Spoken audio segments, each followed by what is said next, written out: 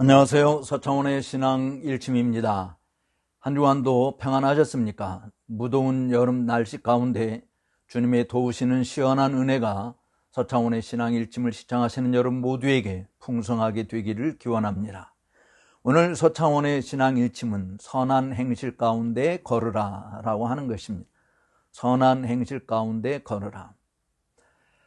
폭우로 인해서 엄청난 피해를 입었습니다. 그곳에 복구 작업을 위해서 수많은 자원봉사자들이 동원되고 있음을 봅니다. 많은 그리스도인들도 그와 같은 일에 동참하리라고 생각을 합니다.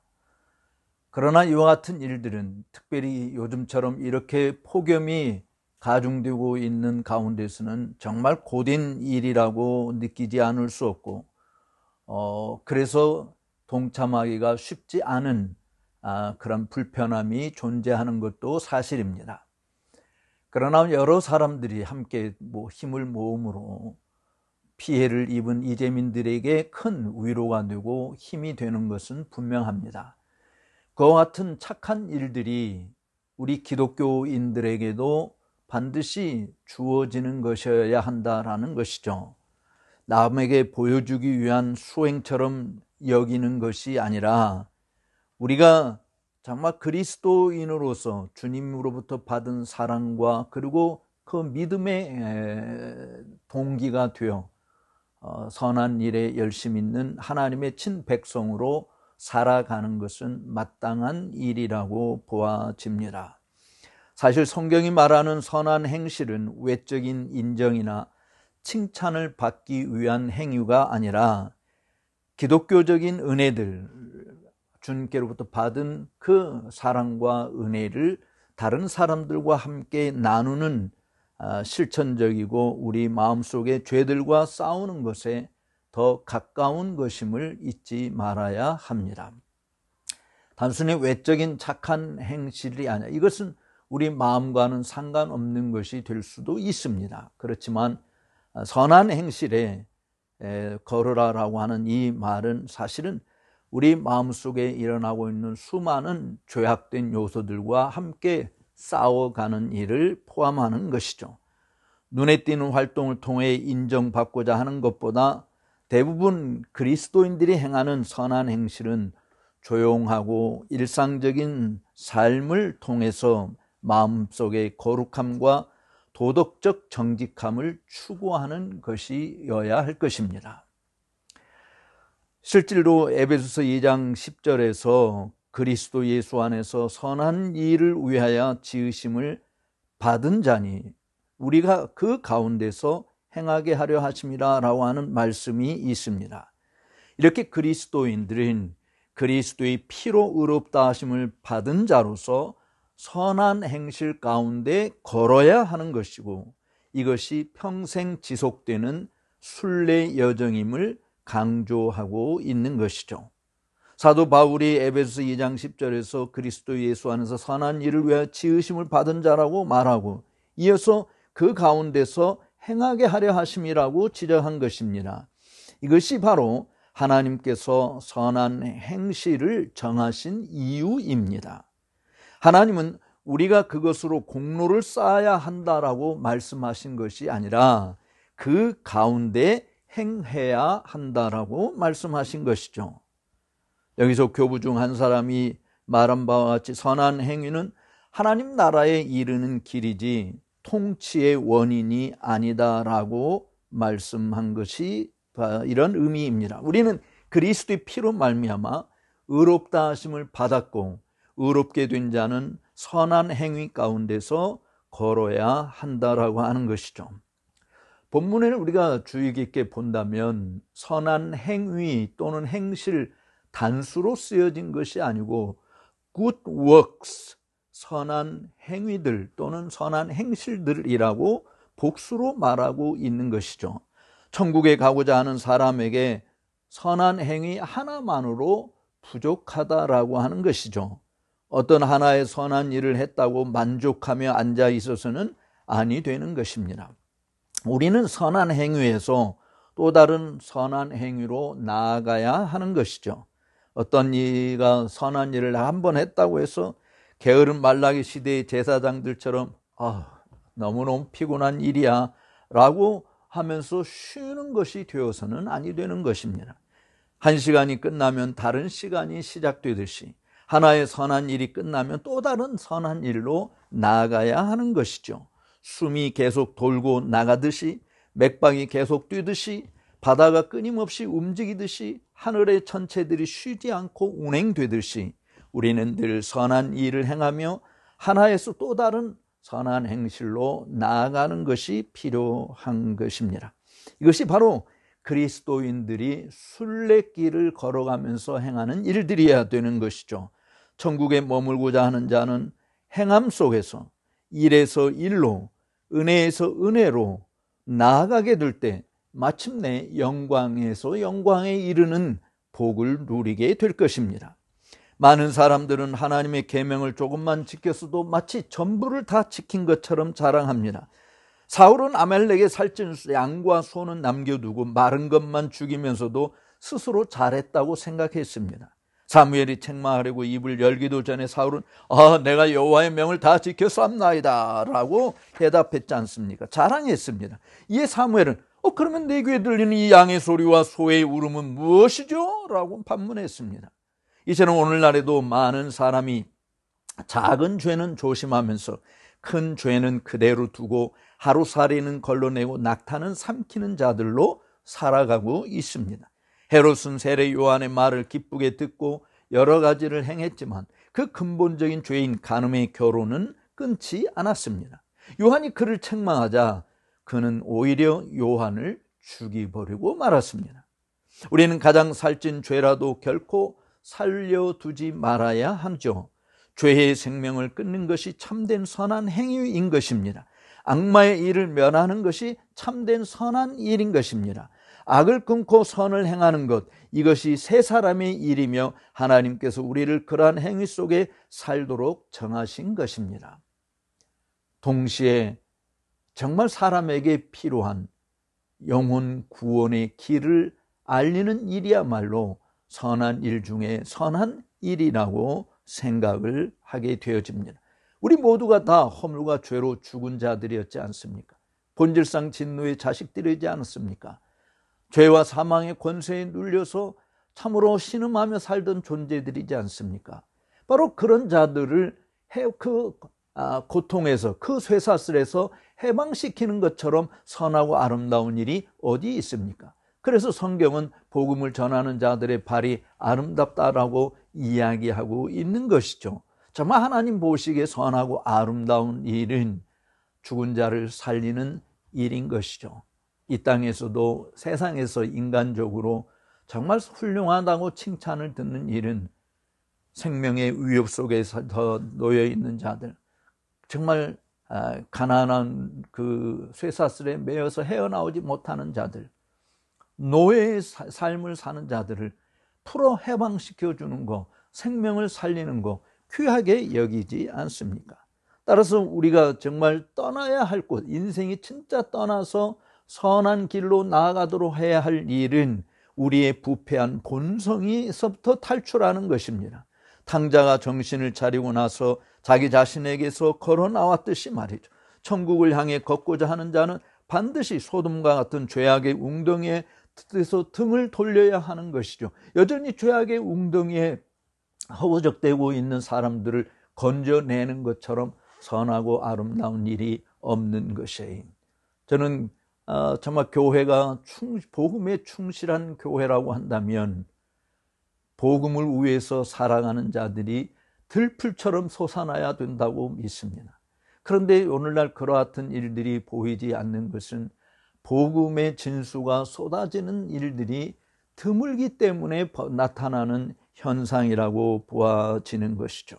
사실 선한 행위 가운데 걷는 것은 결국 하늘의 영광을 향하여 나아가는 길이지 않겠습니까? 그런데 하늘을 보여주지 않는데 정말 죄악에 우글거리는 이 죄악된 세상에서 조금 나은 삶을 살게 하는, 조금 더 품이 있는 삶을 살게 하는, 조금 더 윤리 도덕적으로 고상한 길을 가게 하는 그런 메시지 가지고는 사람을 뒤집어 놓고 변화를 일으키게 되고 영광스러운 저 나라를 향해서 달려가는 자로 만드는 일은 불가능하다라고 하는 것입니다. 그리스도인의 순례길은 죄에서 은혜로, 은혜에서 또 다른 은혜로, 그리고 마침내 영광에 이르게 되어지는 것, 그것을 사실은 설교자들이 보여줘야 되고 들려줘야 되지 않겠습니까? 오늘날 우리 그리스도인들이 이 땅에 살면서 어떤 것을 더 많이 바라보며 삽니까? 물론 우리의 두 육신의 눈은 땅에 있는 것들에 집중하면서 살아가고 있습니다. 우리 육신의 두 귀도 땅에서 들려오는 소리에 귀를 기울이며 살고 있습니다. 우리 입에서 나오는 말도 어쩌면 땅에 있는 소리들이 대부분일 수도 있습니다. 그러나 진짜 그리스도인들은 이 땅보다 보다 나은 곳, 하나님이 직접 지으시고 다스리는 새로운 도성이 있음을 바라보는 그게 만들어질 때 눈이 땅에서부터 위의 것을 찾는 것에, 사람들의 소리에서부터 하나님의 음성을 듣는 일에, 세속적인 이야기들이 입에서 흘러나오게 되는 것에서부터 하나님의 말씀이 쏟아져 나오게 만드는 순례자의 모습을 살아갈 수 있도록 하지 않겠습니까? 다윗이 이야기한 것처럼 주의 교훈으로 나를 인도하시고 후에는 영광으로 나를 영접하시리이다 라고 시편 73편 24절에서 말했듯이 말이죠. 은혜에서 은혜로 가는 길이 있듯이 은혜에서 영광으로, 영광에서 더 큰 영광으로 가는 길이 있는 것입니다. 바로 사도 바울이 고린도교에 쓴 서신에서 말한 거 아니겠어요? 우리가 거울로 주의 영광을 보며 같은 형상으로 변화되어 영광에서 영광에 이르느니라. 젊은이들이 정말 외모를 가꾸려고 몸부림칠 때 늘 거울을 들여다보고 심지어 부족한 부분들을 채우고자 성형수술까지 하게 되는 이런 상황에 이르게 되어질 때 우리 그리스도인들도 거울로 뭐를 바라봐야 되느냐? 주의 영광을 바라보는 것이 되어야 된다. 그리고 그 주의 영광을 바라보면서 나도 그리스도의 형상으로 변화되는, 실질적으로 사도 바울은 정말 성도들의 심령 속에 그리스도의 형상이 새겨지기까지 해산의 수고를 다한다고 했는데 그리스도의 형상으로 변화되어져서 마침내 영광에서 영광에 이르는 그와 같은 간절한 소망과 기대감을 가지고 살아가도록 하는 것, 이게 족장들의 순례의 종착지였고 피곤한 영혼들을 위한 주님의 안식처였고 주님을 앙마하는 모든 사람들이 추구하는 삶의 방향이었습니다. 우리는 어떤 길을 걸어야 할까요? 바로 그리스도의 길을 걸어가는 것입니다. 그것이 선한 행위인 것입니다. 주님께서 말씀했습니다. 내가 곧 길이다라고 말이죠. 본문은 선한 행위 가운데서 행하라고 말씀하고 있죠. 선한 행위는 바로 왕국에 이르는 길이고 그리스도는 그 길이자 왕국의 원인인 것입니다. 선지자 에레미야가 말한 바로 옛적 선한 길을 이야기하는 것입니다. 사실 에레미야는 선한 길 곧 옛적 길로 행하라 그리하면 너희 심령이 평강을 얻으리라 라고 외쳤습니다. 그리스도와 선한 행위는 그 옛적 길인 것입니다. 이 길에만 피곤한 영혼이 참된 안식을 얻습니다.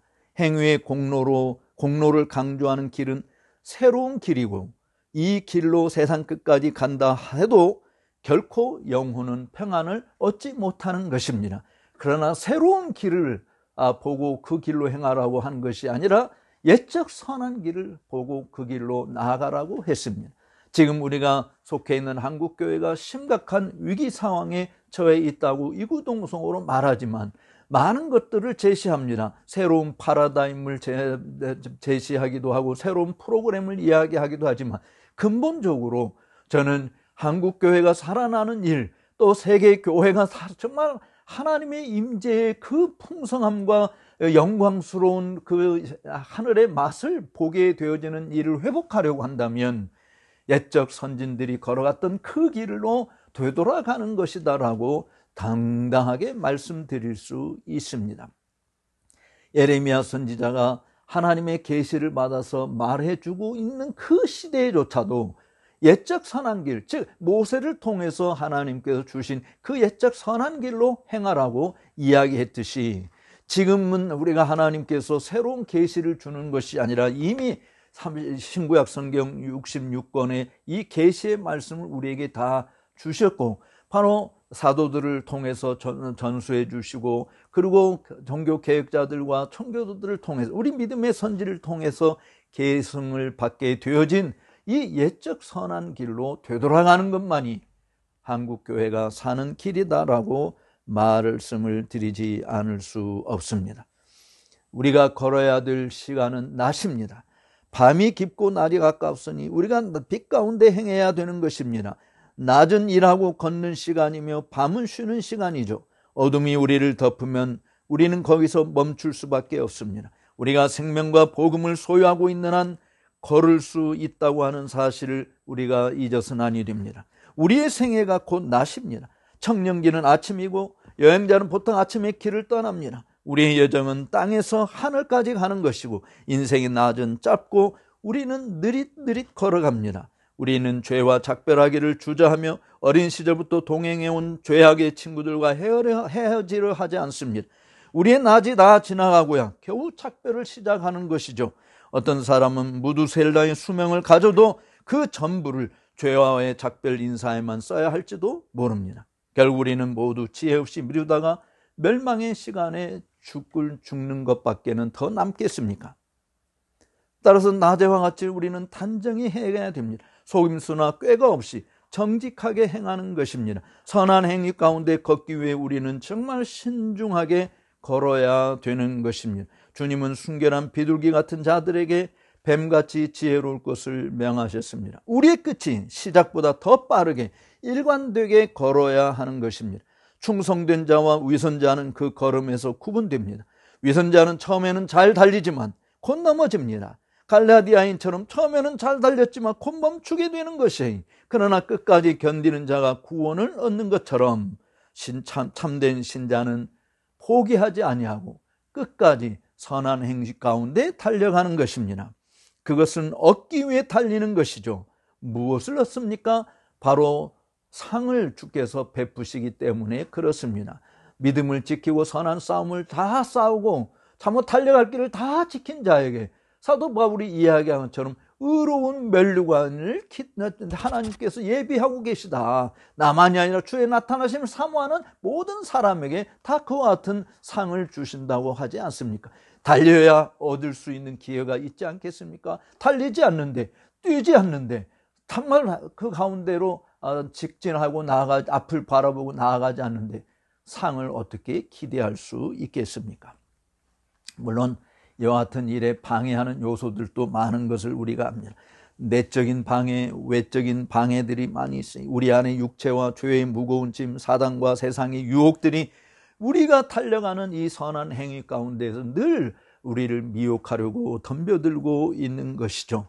그렇기 때문에 우리는 하나님의 지혜가 필요하고 하나님의 은혜가 필요하고 하나님의 도우심이 필요한 것입니다. 그래서 기도 생활을 힘써야 하는 것이 되는 것이죠. 우리를 점진하도록 도와주는 것, 바로 공예배에 열심히 출석하는 것, 하나님의 말씀을 주야로 읽고 묵상하고 그 가운데 기록된 대로 지키려고 몸부림치는 것, 같은 믿음의 선한 양심을 가지고 정결하게 경건하게 살려고 하는 자들과 함께 사랑의 교제를 풍성히 누리는 이와 같은 일들을 통해서 우리는 우리의 달려가는 이 길이 결코 실족되는 길이 아니라 마침내 영광에서 영광에 이르는 길로 나아가게 되는 그 기쁨을 만끽하게 되리라고 믿습니다. 오늘 서차원의 신앙 일침을 시청해 주신 여러분들께 다시 한번 감사의 말씀을 드리며, 여러분들이 끝까지 포기하지 않고 주변에 우리 상황이 아무래도 주변에 우리가 바라보는 그 터가 무너지는 일들이 있을지라도 하나님은 영원히 살아계시고 하나님의 말씀은 영원히 존재하는 반석이시니 우리가 그 반석 위에 굳게 서서 믿음의 길로 나아가고 선한 행실에 열심히 있는, 단순히 사람들의 외적 물질적 도움을 주는 것으로 끝나지 아니하고 그들을 지옥의 불구덩이에서 건져내 천국으로 들어가게 하는 일, 죄와 사망의 권세에서 해방시켜 하나님의 아들, 딸이 되게 하는 일에 열심히 있는 우리의 선한 행실들이 드러나는 그런 복된 삶이 이루어지기를 주님의 이름으로 축복합니다. 다음 시간에 여러분과 또 함께 찾아뵐 때까지 평안을 누리시기를 바라며, 나가시기 전에 좋아요, 구독하지 않으신 분들은 구독 버튼을 눌러주시면 진심으로 감사하겠습니다. 고맙습니다.